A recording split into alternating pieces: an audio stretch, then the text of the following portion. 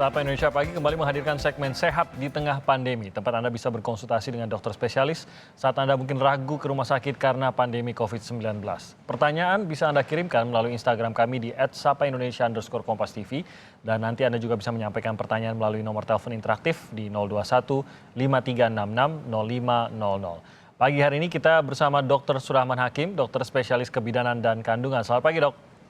Selamat pagi, Mas Timothy. Terima kasih sudah bergabung lagi pada Sehat di Tengah Pandemi pagi hari ini, dokter. Kita langsung saja, Dok, ke pertanyaan yang sudah dikirimkan kepada kami melalui Instagram. Yang pertama dari @andriani71, tampaknya andr.yani71. Pagi, dokter, sudah 4 bulan saya belum mendapatkan haid. Umur saya masih 20 tahun, terakhir saya haid pada bulan Oktober. Lalu di kaki saya terdapat benjolan seperti bentol di dalam kaki dan terasa sakit apabila ditekan. Sebenarnya saya ini mengidap penyakit apa ya, Dok? Mohon penjelasannya. Silakan, Dok. Baik, terima kasih. Jadi untuk Andriani satu ya, jadi pada usia 20 tahun kemudian haid tidak lancar. Jadi ini 4 bulan sudah tidak dapat haid. Jadi penyebabnya banyak sebenarnya, tapi yang paling dominan pada kondisi seperti Mbak Andriani ini biasanya adalah gangguan poros hipotalamus, hipofisis, dan ovarium, dan seterusnya. Jadi gangguan hormon antara dari pengaturan hormon dari otak, kemudian dari ovarium atau indung telur, dan di rahimnya. Karena pabrik dari darah haid ini di seterusnya. Nah, di sini karena gangguan tersebut menyebabkan bahwa satu pihak atau satu poros tersebut tidak berjalan lancar, sehingga haid tidak diproduksi setiap bulan seperti normalnya. Nah, pada dasarnya kalau tidak ada keluhan seperti nyeri hebat atau pada saat ini tidak masalah dalam ingin hamil, sebenarnya tidak usah takut. Jadi nggak jadi masalah ya. Tidak haid, selama tidak ada nyeri, tidak ada keinginan hamil saat ini, ya santai-santai saja. Nah, bisa dicari penyebabnya dengan melakukan beberapa pemeriksaan. Yang pertama, kita melakukan pemeriksaan USG untuk menilai tadi rahimnya, menilai ovariumnya. Kemudian kita juga bisa melakukan pemeriksaan hormon untuk melihat kadar hormon mana yang kurang. Karena biasanya pengaturan haid itu dilakukan oleh hormon estrogen dan progesteron yang seimbang, bergantian. Nah, jadi kalau memang diperlukan sekali untuk mengetahui itu, kita harus melakukan pemeriksaan tersebut. Tapi kalau misalkan tidak, ya tenang-tenang saja, ya sampai nanti Mbak Adriani memerlukan haidnya, kita lakukan pemeriksaan lebih lanjut. Karena ini tidak bahaya kalau tidak ada nyeri. Demikian, Mas Timothy. Kalau yang keluhan mengenai kakinya benjolan, itu, ya, benjolan ini mungkin tidak terkait langsung dengan gangguan haid. Nah, ya, jadi mungkin sebaiknya Mbak Adriani kalau memang sangat mengganggu, apalagi karena ada sakit, untuk diperiksakan apakah ini infeksi atau karena penyebab yang lain, ya, sehingga harus diketahui kalau ada keluhan. Tapi kalau masalah haid kan cuma tidak haidnya, tapi tidak ada keluhan nyeri, tidak ada keinginan hamil, sebenarnya itu masih sekunder lah yang bisa dicari. Nah, kalau ingin mencari, melakukan pemeriksaan sesuai tahap-tahapannya tadi. Pertama, lihat organnya dengan pemeriksaan ultrasonografi, kemudian pemeriksaan hormon untuk melihat apa-apa saja yang perlu diperbaiki. Demikian. Tidak saling mempengaruhi ini sebenarnya. Kelihatannya begitu ya, tidak saling mempengaruhi ini, Dok, ya? Iya. Oke, berarti diperiksakan secara terpisah untuk kondisi kakinya. Kita lanjutkan ke penanya berikutnya dari @andiku77.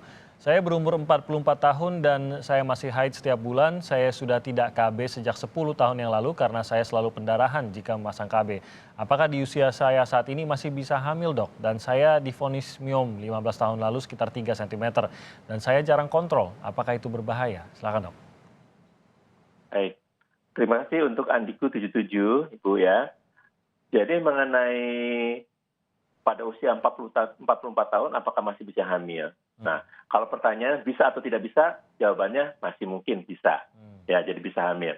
Selama karena dengan haid yang masih teratur itu menunjukkan bahwa masih ada telur yang berfungsi di ovariumnya, ya, sehingga dia bisa mengatur siklus haid tadi. Nah, kemungkinan hamil ada. Nah, tapi kita bicara tentang kualitas. Nah, kualitas biasanya kualitas telur itu sesuai dengan usia pasien, ya, jadi usia ibunya. Jadi kalau sekian 44 tahun, berarti usia telur yang ada di ibu adalah usia telur yang sudah 44 tahun. Sehingga kualitasnya tidak akan sebaik dengan telur pada usia 20 tahun 30 tahun atau kurang dari 35 tahun. Jadi kalau usia telur di atas 44 tahun seperti ibu ini, kemungkinan hamilnya akan sulit dibandingkan kalau misalkan telur di usia yang lebih muda. Sulitnya Ya. maksudnya Jadi, untuk bisa hamilnya sulit atau proses hamilnya akan dijalankan secara sulit gitu? jadi untuk menjadi hamil itu sulit. Oke. Ya. Tapi kan banyak faktor lagi, Mas Timothy. Ya. Misalkan faktor suaminya, faktor berhubungannya, dan segala macam. Ya. Jadi ini bukan hanya murni faktor dari ibu untuk hamil. Jadi ada faktor-faktor yang lain. Ya. Dari faktor telur ibu, tadi sudah saya sampaikan. Tadi ada faktor yang lain, faktor suami bagaimana, faktor kerapnya berhubungan bagaimana, faktor-faktor yang mendukung terjadinya kehamilan sendiri juga sangat mendukung atau mempengaruhi kehamilan. Jadi kalau menurut saya tetap harus jaga-jaga untuk supaya tidak hamil. 44 tahun tetap menggunakan kontrasepsi boleh, ya, karena masih ada sekitar 10 tahun lagi ibu untuk menopause. Jadi chance itu selalu ada. Jadi nanti konsultasikan dengan dokter, kira-kira KB apa yang tepat buat ibu, ya, yang tidak menyebabkan perdarahan. Itu banyak sekarang pilihan KB-nya yang tepat, ya. Nah, untuk yang pertanyaan kedua mengenai miom, ya, miom 3 cm dan tidak ada keluhan, sebenarnya tidak perlu ada tindakan khusus. Yang dilakukan adalah pemeriksaan rutin untuk melihat apakah ada perkembangan miom tersebut. Nah, ini jarang kontrol nih katanya, Dok. Iya. Nah, miom harus dilakukan tindakan jika sudah ada gejala yang menyertai. Misalnya perdarahan, ya, kedua nyeri, ketika penekanan ke organ lain, misalnya ke kandung kemih menyebabkan sulit berkemih, atau ke rektum atau pelepasan, orangnya disusah buahnya besar. Nah, itu perlu dilakukan tindakan. Selama tidak ada keluhan, sebenarnya kita bisa evaluasi mungkin per 3 bulan atau per 6 bulan untuk melihat perkembangannya. Jadi boleh dikontrol lah sebenarnya setiap 3 sampai 6 bulan ya. Saya ke penanya berikutnya, Dok, dari @Afriadi Wijaya. Pagi dokter, istri saya hamil 6 bulan. Istri saya suka mengonsumsi minuman vitamin dari dokter kandungan. Nah, apakah bisa overdosis jika meminum vitamin tanpa resep dokter? Silakan, Dok.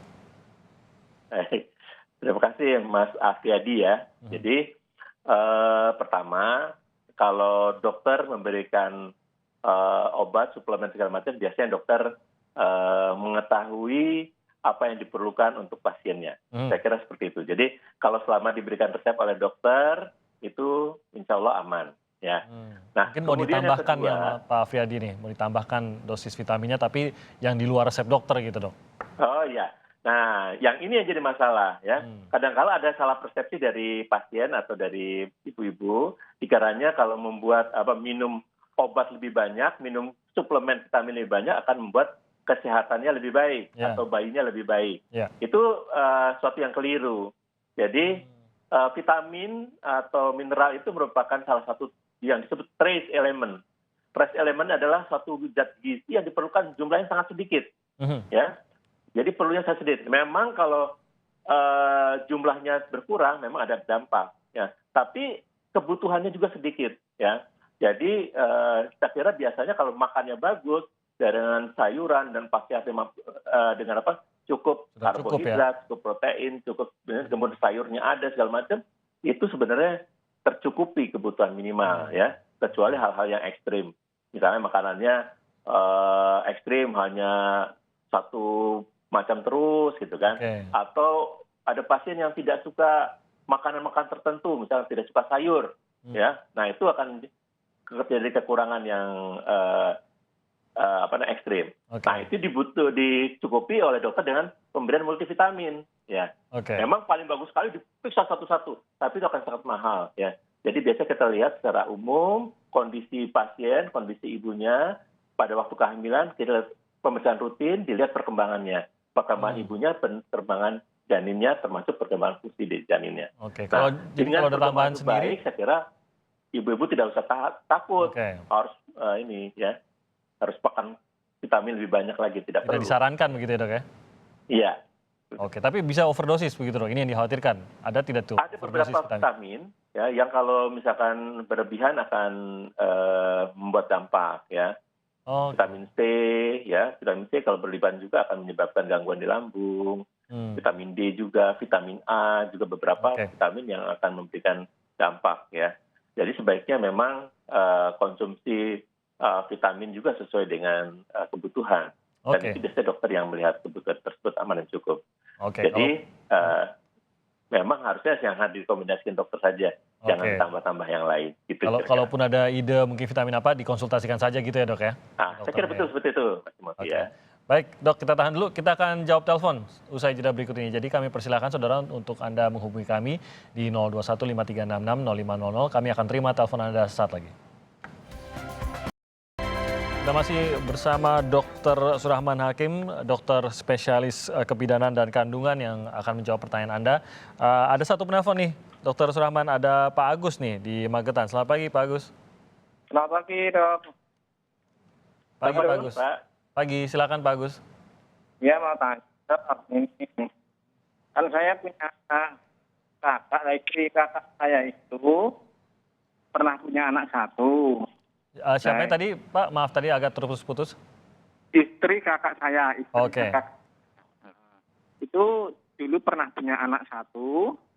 Nah, terus itu lama nggak punya anak-anak. Nah, terus USG, ternyata di dalam kandungannya di indung di tuba fallopi, terus ke tuba fallopi itu ada kista coklat.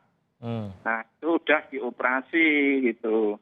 Nah, tapi setelah operasi itu kok belum punya anak-anak udah lama gitu loh. Padahal katanya nafsu seksnya itu ya juga normal, lendirnya juga normal, mainnya juga normal. Itu jalan keluarnya bagaimana, Dok ya? Apa Oke. pengaruh dari setelah operasi kista itu di induk telur bagian kiri kalau nggak salah itu? Itu aja ya, Dok Oke, ya. baik. Sebentar Pak Agus, mungkin dokter ada yang mau ditanyakan ke Pak Agus? Kalau kistanya jenis apa katanya Pak? Bagaimana, Dok? Kistanya jinak ya Pak ya? Jinak. Dan itu pada waktu kista itu dioperasinya lewat perut atau pakai teropong? Itu lewat perut sebelah kiri. Oke. Sebelah kiri. Oke, baik. Terima kasih Pak Agus. Akan langsung dijawab oleh Dr. Surahman. Silakan, Dok. Baik, terima kasih. Istilah untuk kesulitan hamil setelah mempunyai anak pertama itu disebutnya infertilitas sekunder. Nah, penyebab infertilitas sekunder sendiri banyak hal ya. Jadi misalkan tadi awalnya ada gangguan di organ-organ reproduksinya, misalkan ada kista, ada segala macam ya. Nah, tapi kista sudah diangkat, ya, sudah dioperasi.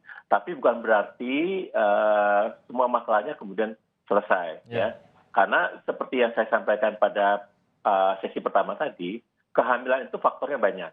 Ya. Jadi mungkin harus melihat juga faktor-faktor yang lain. Jadi kalau sudah diangkat kistanya, kemudian biasanya dokter untuk melakukan serangkaian pemeriksaan. Dan pemeriksaannya biasa dari awal lagi, Mas Moti. Termasuk dari pemeriksaan sperma, masuk dari pemeriksaan kistanya ada, tapi bagaimana salurannya? Apakah karena kista tersebut salurannya terganggu atau tidak? Kemudian yang paling penting adalah bagaimana dating menstrualnya. Jadi bagaimana siklus haidnya dalam ini berkaitan dengan pematangan telurnya. Apakah pematangan telurnya sesuai sehingga masa suburnya bisa diketahui dan sehingga pasangan tersebut bisa berhubungan pada saat masa subur. Nah, jadi saran saya untuk istri dari anaknya Pak Agus tadi, sebaiknya bersama dengan suami melakukan pemeriksaan secara mendetail untuk kesuburan ini. Biasanya dokter akan memeriksa dari faktor-faktor perempuan, faktor-faktor laki-laki, kemudian melihat kapan masa suburnya. Nah, kalau semua itu sudah sudah tidak ada halangan, berarti mencari faktor sekunder. Misalnya apakah ada masalah terhadap sebenarnya hamil tapi tidak bisa bertahan. Itu pemeriksaan-pemeriksaan lebih lanjut yang harus dilakukan pemeriksaan di klinik kesuburan misalnya. Oke, berarti ini pemeriksaannya memang bukan terkait dengan kista yang pernah dialami, tapi seperti pemeriksaan pasangan yang ingin hamil dari awal lah begitu ya, Dok ya? Iya, betul. Dan suami dan istri juga terlibat di sini ya untuk diperiksa. Iya. Oke. Iya. Baik, itu sarannya untuk Pak Agus. Semoga tidak menjadi masalah tadi yang kisah yang diceritakan dan bisa dicarikan jalan keluarnya. Untuk tadi sepertinya istri dari kakaknya atau istri dari anaknya tadi saya agak kurang dengar, agak terputus-putus soalnya. Semoga itu menjawab Pak Agus di Magetan. Dan saya mau berterima kasih kepada Dr. Surahman Hakim. Terima kasih banyak atas waktunya dan jawabannya kepada pemirsa kami. Dr. Surahman, sehat terus dok dalam bertugas. Terima kasih. Sukses juga untuk Mas.